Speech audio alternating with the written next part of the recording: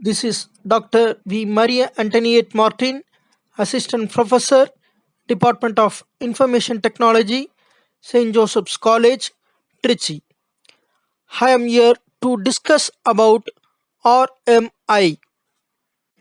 We shall take a look into the introduction about RMI, client and server, RMI concept, the working of RMI applications, and the advantages of RMI applications. Let us now discuss the concept of RMI. RMI is expanded as remote method invocation. It allows a Java object that executes on one machine to invoke a method of a Java object that execute on another machine. This is an important feature. It allows you to build distributed applications. It is a technique by which distributed applications can be created in Java. The RMI allows an object to invoke methods on an object running in another JVM. JVM means Java Virtual Machine. It is a method by which the server and the client communicate and pass information between them. RMI applications contains two kinds of separate programs, a server and a client. The server program does the following. It creates remote objects and makes references to objects and waits for clients to invoke methods on the objects. The client program does the following. To implement the RMI concept, distributed object applications must do the following. Initially, they must locate remote objects. Applications can use different mechanisms to get references to remote objects. An application can, for example, store the details of its remote objects with a simple naming facility called the RMI registry. Communicate with remote objects. The details regarding the communication between objects must be handed over to RMI. Load class definitions for objects that are passed around. Because RMI allows objects to be transferred back and forth, it provides mechanism for loading the class definitions of an object as well as for transmitting the data of an object. Figure B shows the working of RMI applications. Let us now discuss the working of RMI applications. The server invokes the registry to bind a name with a remote object. The client refers to the remote object with the help of its name. in the server's registry and then invokes a method on it.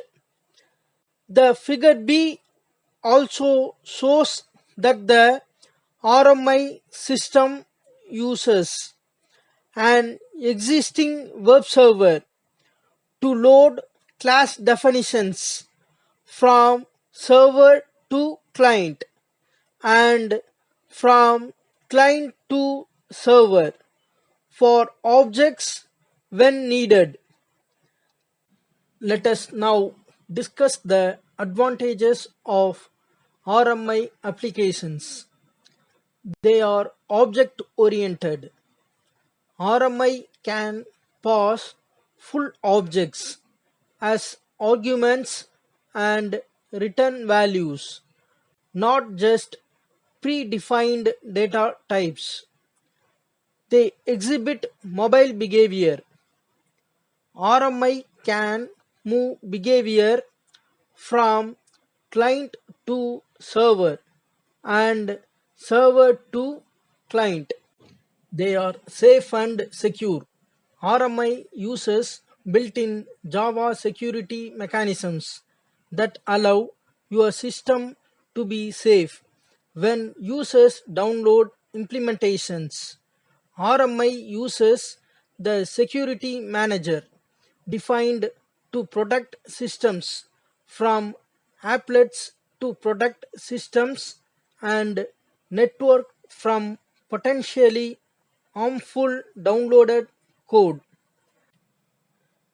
They are easy to create and use. RMI makes it simple to create remote Java servers and Java clients that access them. A remote interface is an actual Java interface. A server has three lines of code to declare itself a server, and otherwise it is like any other Java object. RMI programs are easy to write. They are also easy to maintain. They easily connect to existing and legacy systems. RMI interacts with existing systems through Java Native Method Interface JNI. Using RMI and JNI, one can create a client in Java and use it in an existing server implementation. RMI interacts with existing relational databases using JDBC without modifying existing non-Java source that uses the databases. They follow the write once, run anywhere approach. Any RMI based system is 100% portable to any Java virtual machine, as is an RMI JDBC system.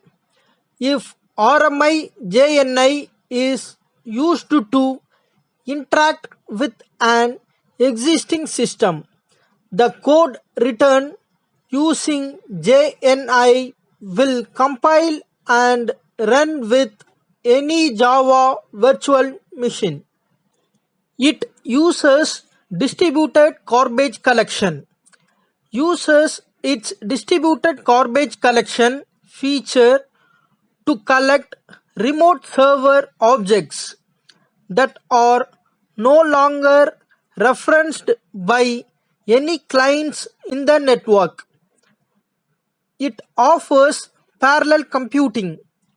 RMI is multi-threaded and allows servers to exploit Java threads for concurrent processing. High Hope you understood the concept of RMI. Thank you.